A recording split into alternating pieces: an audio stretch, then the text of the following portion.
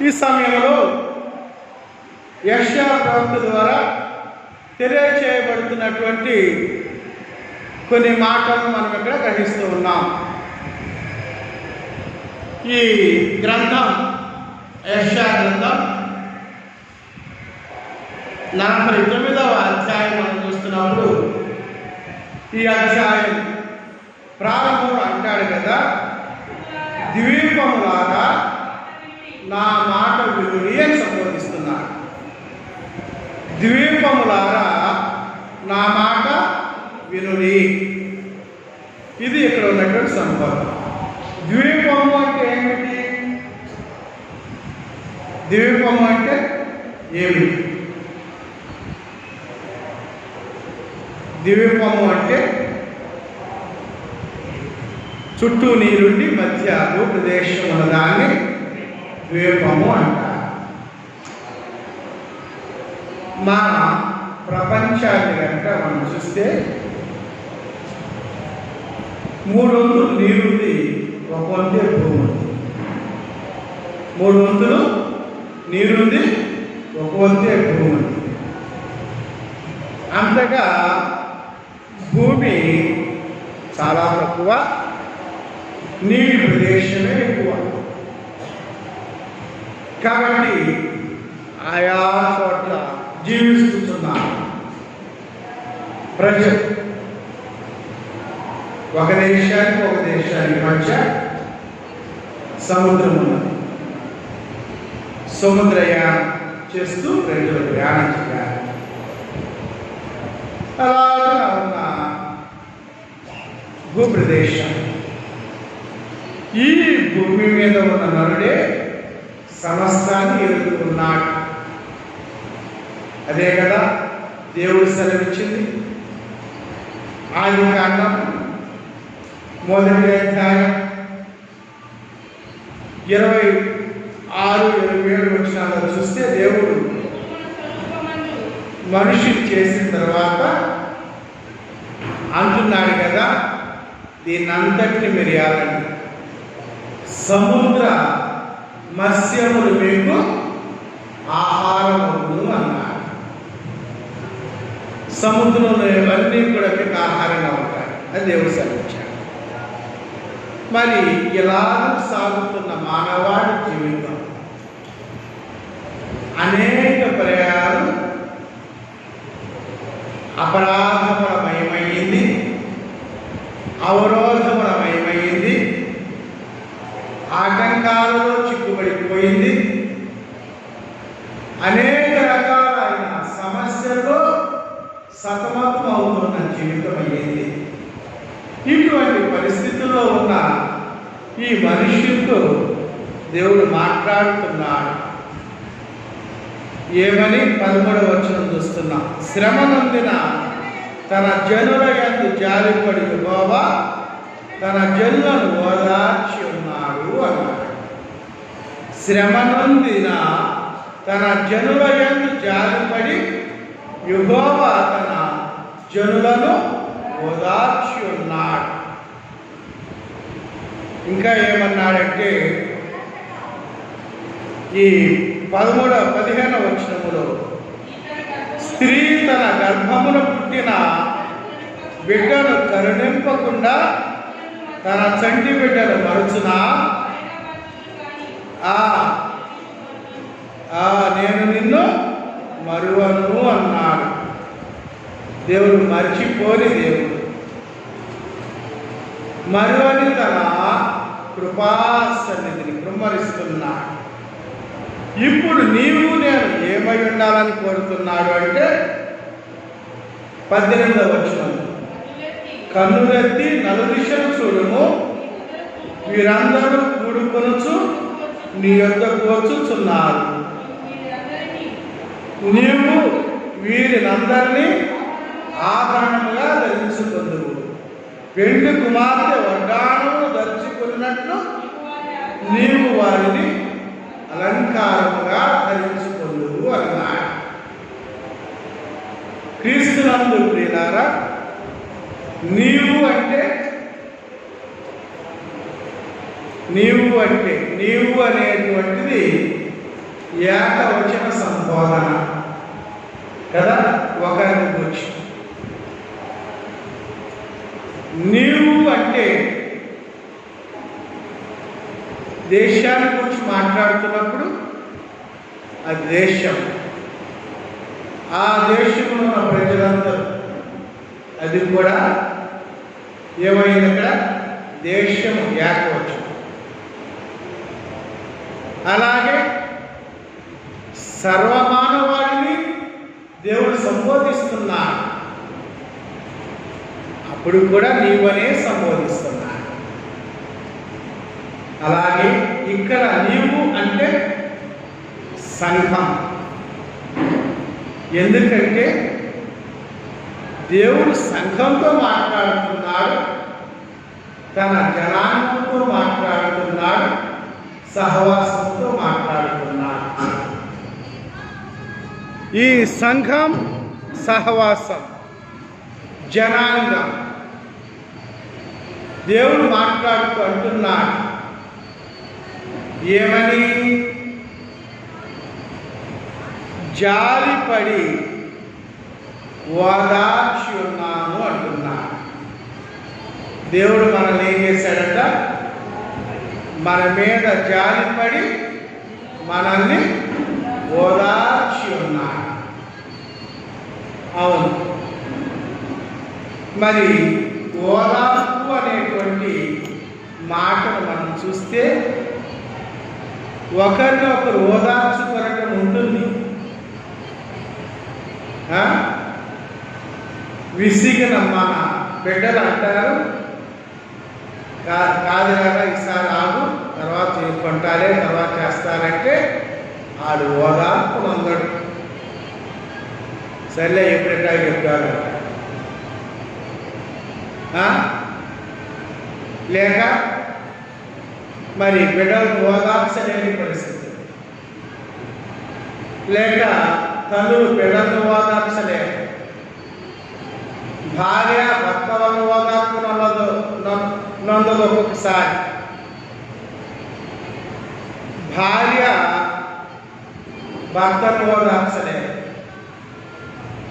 ఎందుకనంటే అంత భయంకరమైన సమస్య, అంత భయంకరమైన సమస్యల్లో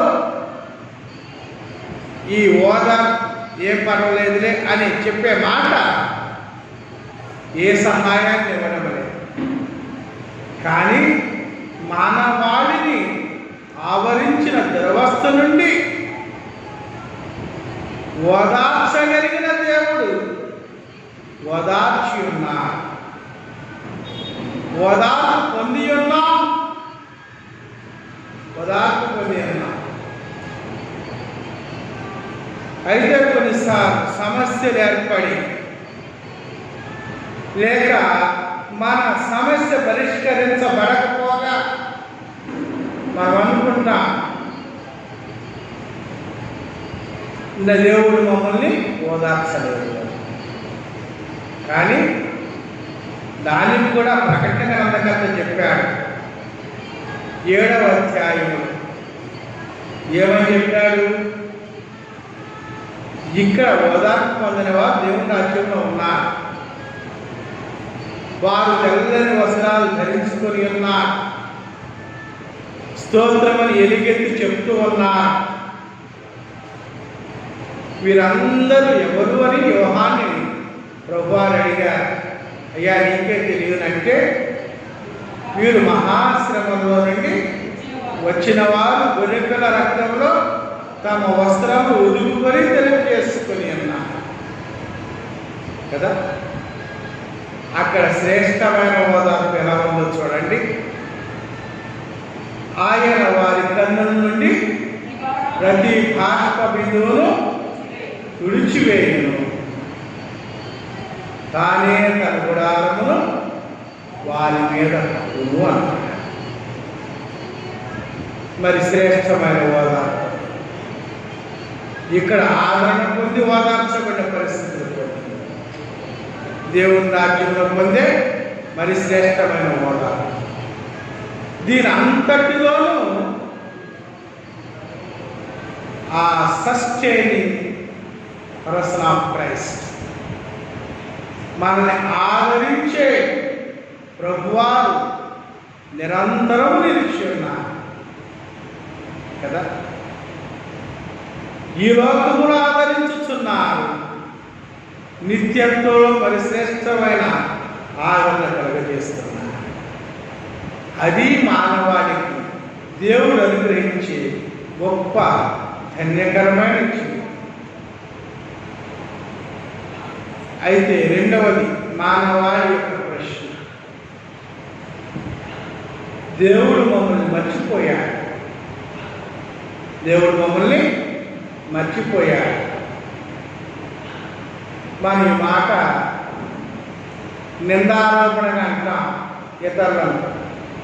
మీరు మమ్మల్ని మర్చిపోయారులేండి అని. మీరు మమ్మల్ని మర్చిపోయారులేండి, మేము మీకు జ్ఞాపకంలో లేదు. అవునా కదా? చాలాసార్లు ఆరోపణ చేస్తుంటాం, కానీ మరవని దేవుడు అసలు ఆయన మర్చిపోవడం, తను ఎరిగిన ప్రజలు మర్చిపోవడం. దేవుడిని ఎరిగిన ప్రజలు తన వారిని మర్చిపోవడం, లేక తన ప్రజలను మరువరు.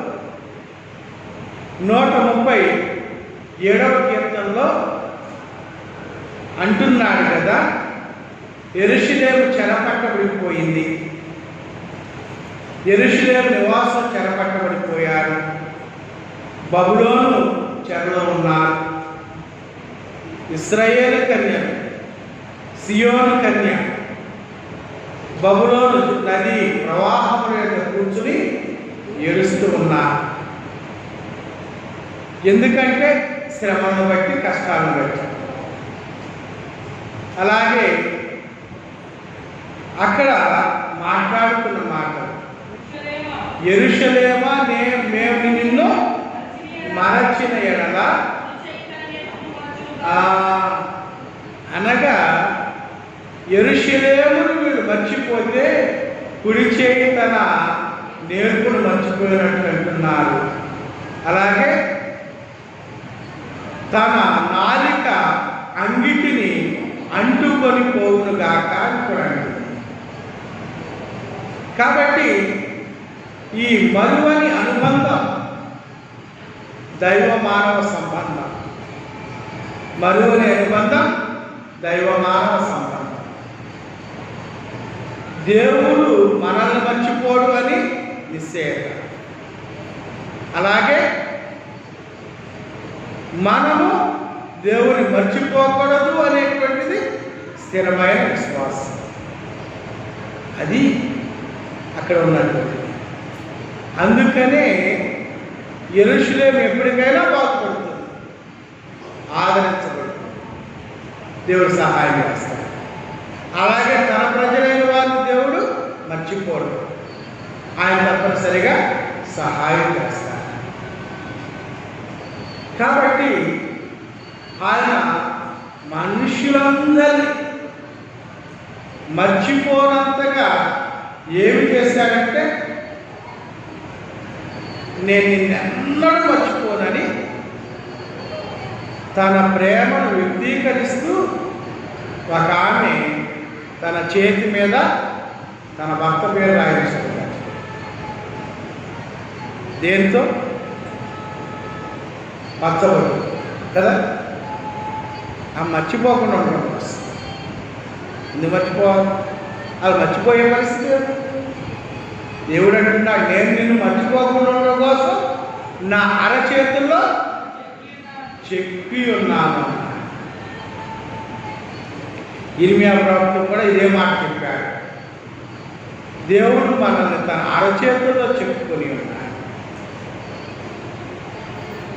కదా. పర్వతములు తత్తరిల్లి నా మెట్టను కూలినా సరే నా కృప నిన్ను విడిచిపోదు అని చెప్పాడు.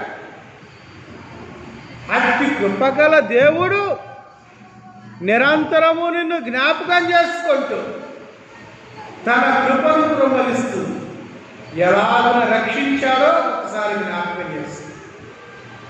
మొదటిది, ఆయన నిన్ను దురవస్థ నుండి రక్షించాడు, దుష్టత్వం నుండి రక్షించాడు, అపవాది తంత్రములలో కొట్టుకొని పోతూ ఉండగా రక్షించాడు, లోకములో కొట్టుకొని పోతూ ఉండగా, లోకాశల్లో కొట్టుకొని పోతూ ఉండగా, లోకాశల్లో కొట్టుకొని పోగా లోకములో ఏమీ దొరకని దురవస్థ. లోకాస్వార్త 15వ అధ్యాయంలో చూస్తాం. లోకంలో కొట్టుకొని పోయిన కుమారుడు దేశంలో ఏం చూశాడు?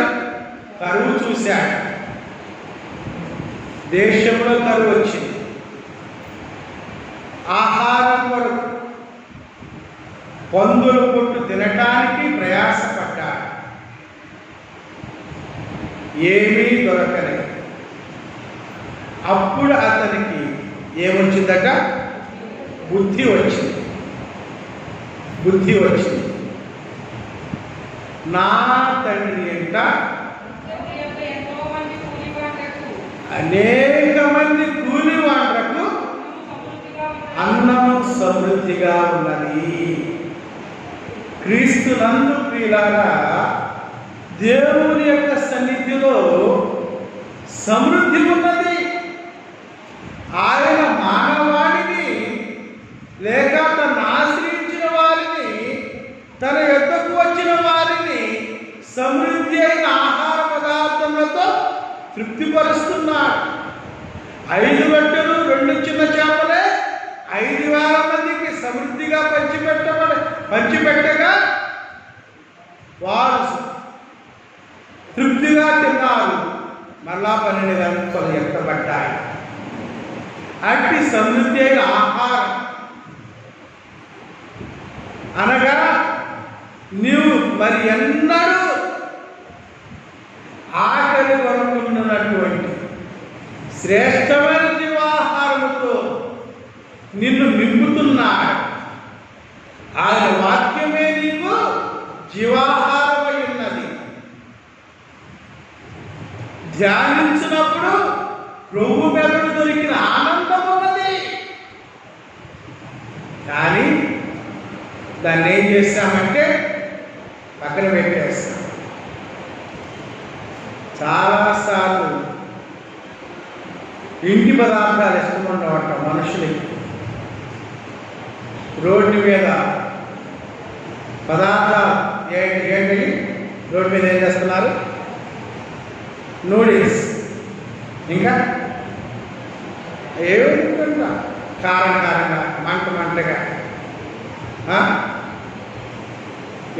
అదొక రకం. ఏమో అవి ఇష్టం, వాటి తింటున్నాం.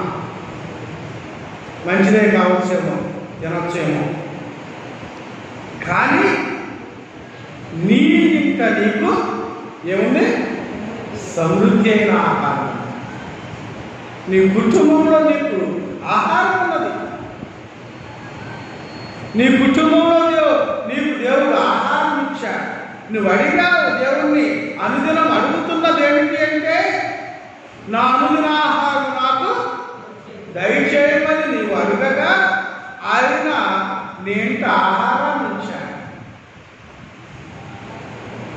ఒక ఆమె అంటున్నది, నా ఇంటిలో కొద్ది పిండి కొద్ది నూనె ఉన్నది, ఇది మాత్రమే ఈ పూట ఆహారం, దీని తర్వాత మాకు ఆహారం లేదు అని అంటే, దైవదేవుడు అన్నాడు, లేదు మొదటి నాకు ఒక అప్పం చేసి తీసుకురా అన్నాడు. 3.5 సంవత్సరాలు ఆమె ఇంటిలో ఆహారం తరగలేదు. దేవుడు సమృద్ధి అయిన ఆహారంతో నింపుతున్నాడు. నీ ఇంట ఎందుకంటున్నామంటే, నీ ఇల్లు ఒక శ్రేష్టమైన సహవాసపు నిలయం, దైవ సన్నిధి నిలిచి ఉండే చోటు. నేను నా ఇంటి వారు యెహోవాను సేవించదమన్నప్పుడు అక్కడ నీకు ఎంత శ్రేష్టమైన సహవాసం ఉంటుందో గమనించాలి. నేను ఆ సహవాసం ఎటువంటి సహవాసం అంటే, నిన్ను కాపాడే సహవాసం, సంరక్షించే సహవాసం, సమృద్ధితో నింపే సహవాసం. అంతేకాదు ఆ గుడారం చుట్టూ కూడా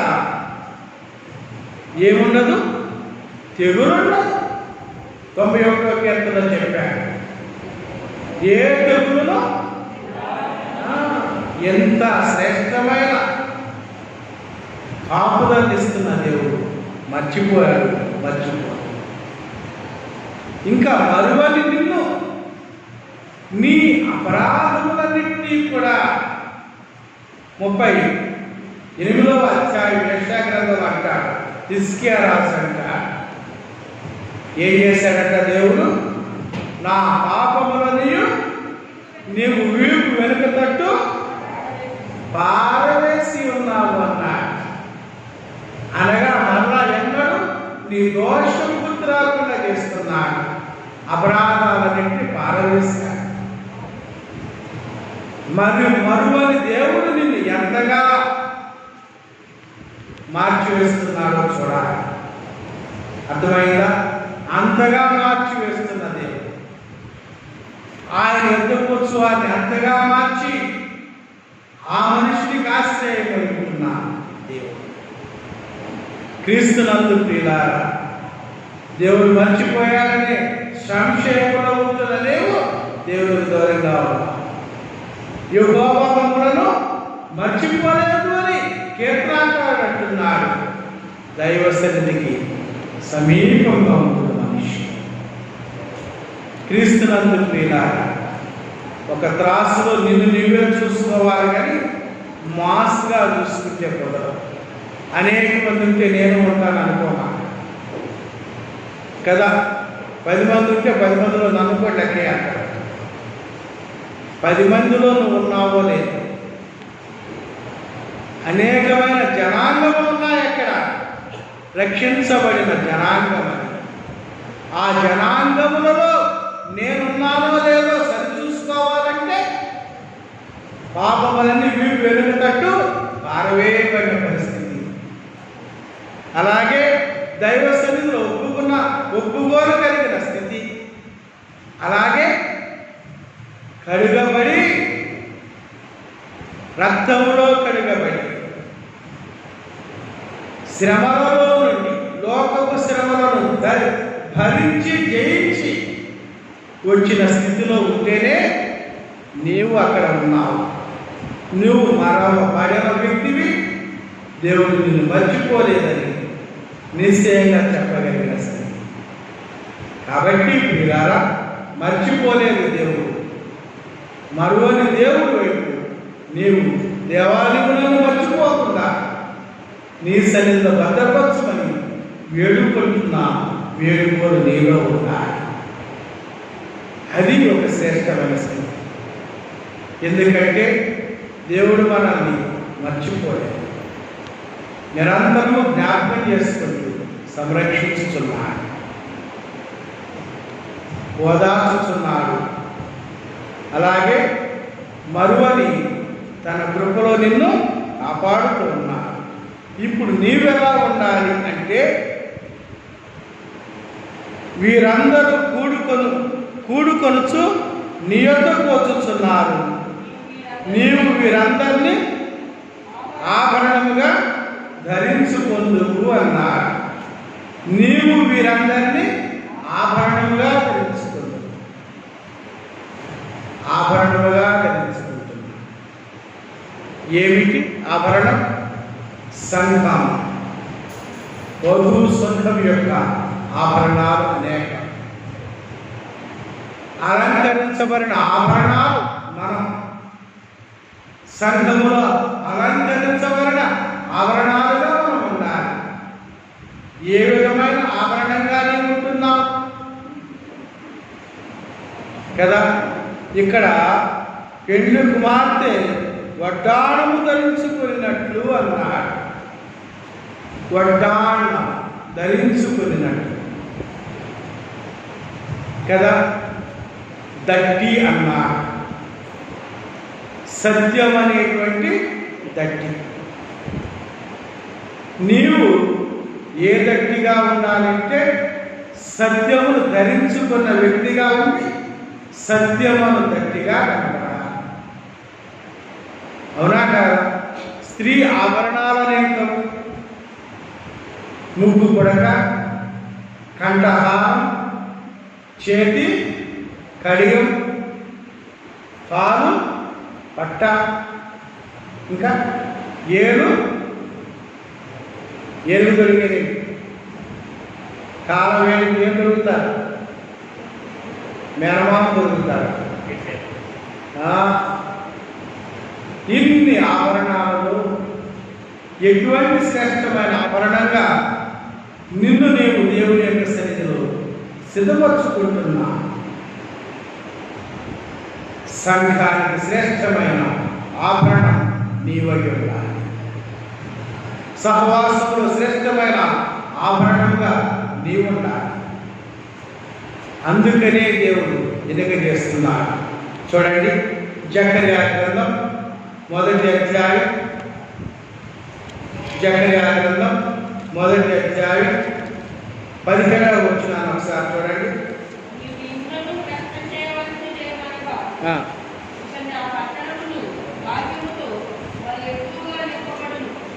పట్టణము భాగ్యముతో ఎక్కువగా నింపబడును,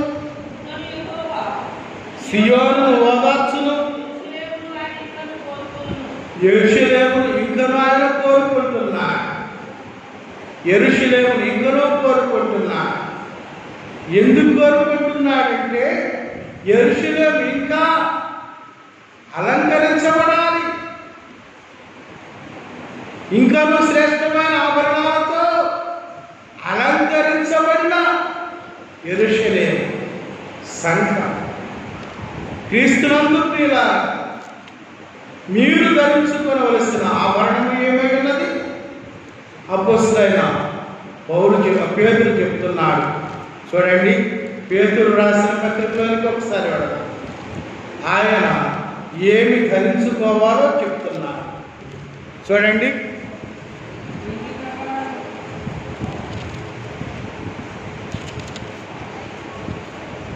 నాలుగవ వచనం, మొదటి పత్రిక 3వ అధ్యాయం 4వ వచనం. సాధువైనట్టు మృదువైనట్టు గుణములు అక్షయాలంకారము గల మీ హృదయపు అంతరంగ స్వభావము మీకు అలంకారముగా ఉండవలెను అన్నాడు. అది దేవుని దృష్టికి విలువ గల, అది విలువైన ఆభరణం. అర్థమైందా?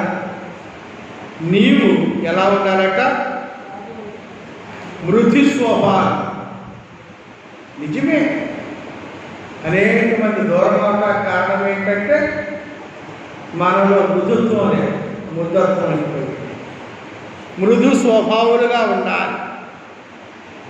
సాధువైనట్టు మృదువైనట్టునైనా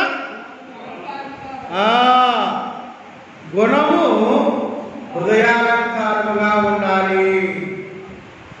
వీలారా, నీ హృదయాలంకారం ఆకర్షిస్తున్నా అనేక మందిని దైవ సన్నిధికి ఆకర్షించేస్తుంది. ప్రభువారు ఆకర్షించుకున్నారు ప్రజలు తన ఎదురు. ఎలాగున మత్తయి సువార్త 8వ అధ్యాయంలో ఒక వ్యక్తి ఆ కొండ చర్యల్లో నిలబడి అడుగుతున్నాడు. ప్రభువారు కొండకి వస్తుంటే, అయ్యా నీకు ఇష్టమైతే నన్ను శుద్ధినిగా చెయ్యంటే నాకు ఇష్టమే శుద్ధిలో అన్నాడు ప్రభువారు.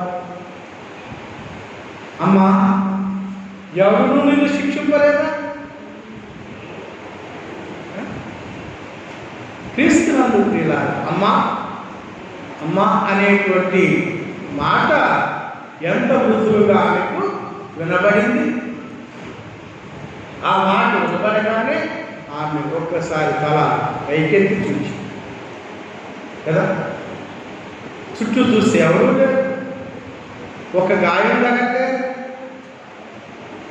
ప్రభువారు అన్నారు, ఎవరు నిన్ను శిక్షింపలేదా?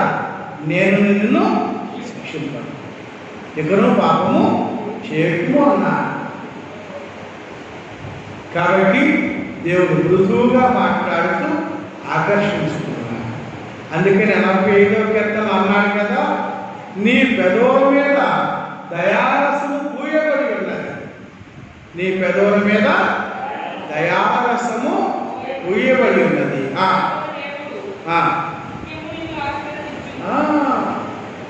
దేవుడు నిత్యము నిన్ను ఆశీర్వదిస్తాడు. అర్థమైందా? నిత్యం ఆశీర్వదిస్తూ పడతావు. దేవుడు నిన్ను నిత్యం ఆశీర్వదించాలని కోరుకుంటున్నాడు. నీ మృదుత్వమే నీకు నిత్యాశీర్వాదంగా ఉంటుంది. నీ మృదు స్వభావం అలంకారంగా ఉండాలి నీకు. నీవు అప్పుడు అనేక మంది ఆకర్షించగలుగుతావు, అనేక మందిని సమకూర్చగలుగుతావు. ఒక మాట ఉంది, ఈచ్ వన్ క్యాచ్ వన్.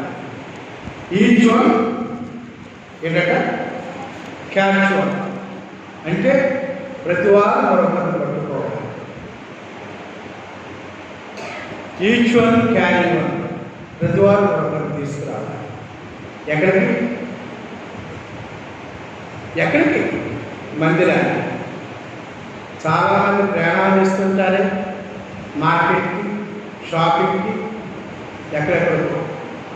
వాడు ఒంటరిగా ఎవరినన్నా తీసుకుని వెళ్తారు.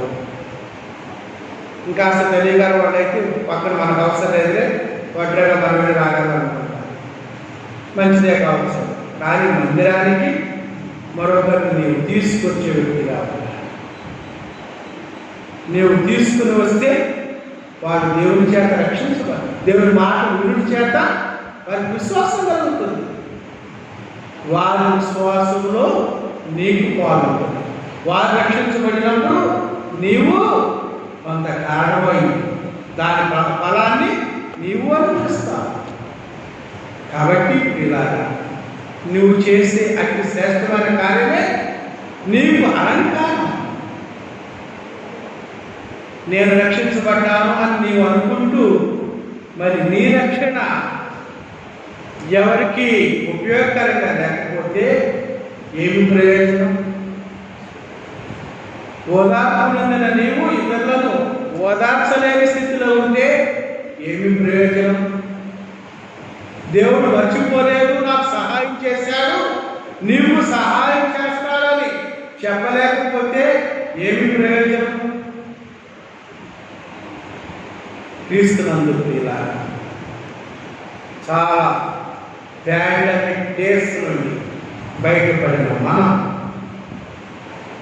ఓదార్పునందిన మనం, ప్రభువారు మర్చిపోలేదు, మాకు సహాయం చేశాడని చెప్తున్నాం మనం ఏ విధమైన అలంకారంగా సంఘములో ఉంటున్నాం, లోకాల్లో కనబడుతున్నాం. సంఘములో ఉంటూ లోకానికి కనబడటానికి మనం అప్పగించుకుందాం. 2021వ సంవత్సరం జూలై నెల 3వ తారీఖున నిన్నటి దినాన భారతదేశమంతా కూడా ఒక శ్రేష్టమైనటువంటి దినాన్ని గడుపుకున్నది క్రైస్తవ సంఘం, క్రైస్తవ సమాజం. ఏమిటో తెలుసా?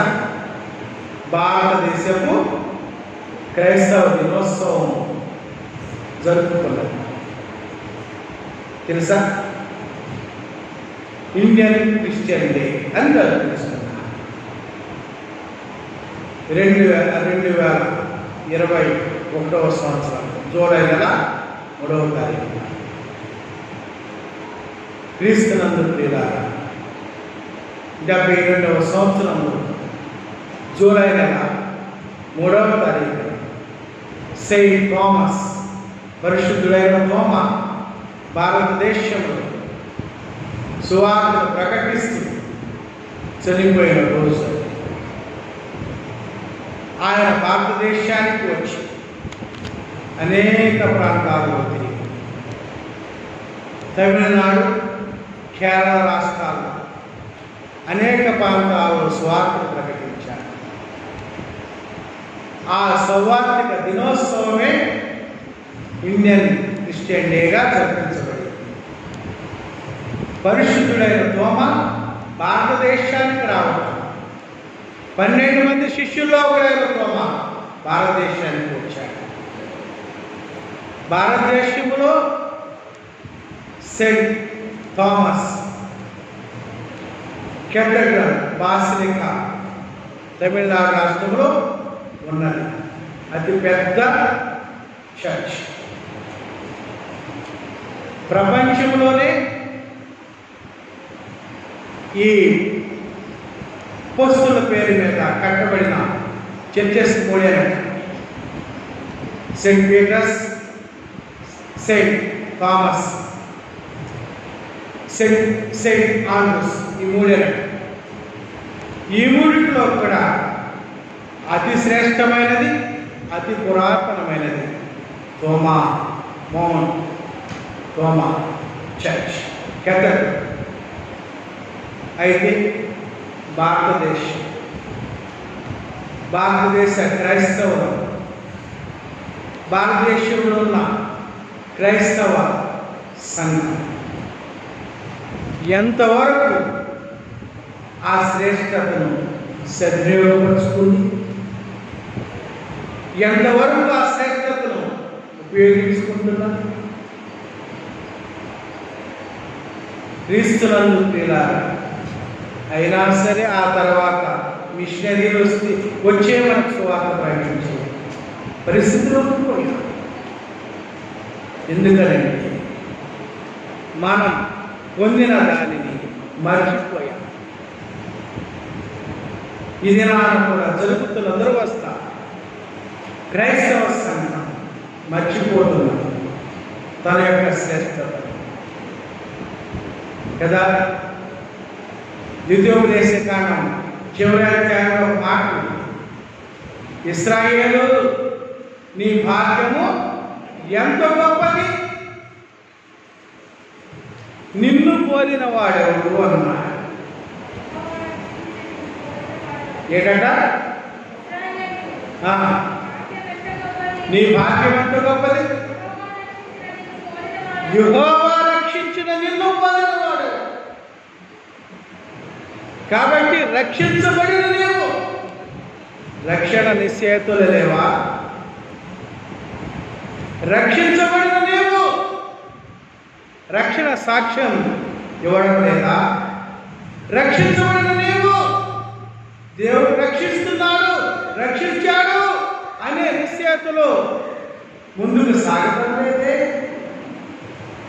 నువ్వు సంఘానికి, లోకానికి, సమాజానికి అలంకారంగా ఉండాలని దేవుడు కోరుకుంటే ఎటువంటి అలంకారంగా నీవు ఉన్నావు ఆలోచించు. నీవు అలంకారంగా ఉండటానికి ప్రయాసపడాలి. లోకానికి ప్రభువాన్ని చూపించాలని ప్రధానం. నీవు లోకానికి ప్రభువాన్ని చూపించాలి.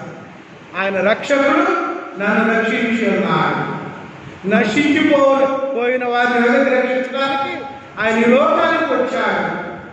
నీవు కూడా రక్షించబడడం దేవుని యొక్క ఉద్దేశమై ఉన్నది.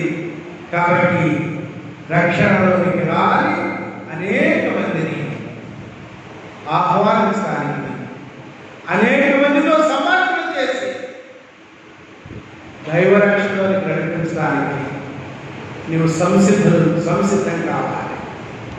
అది సంఘం యొక్క పని, అది సంఘం యొక్క బాధ్యత. క్రీస్తునందు ప్రియులారా, మేలున నీవు మేలుకరంగా ఉండటానికి ప్రయాసపడు. దేవుడు ఇంకనూ నిన్ను దీవెనకరంగా, ఆశీర్వాదకరంగా, మేలుకరంగా ఉంచడానికి సంసిద్ధుడు.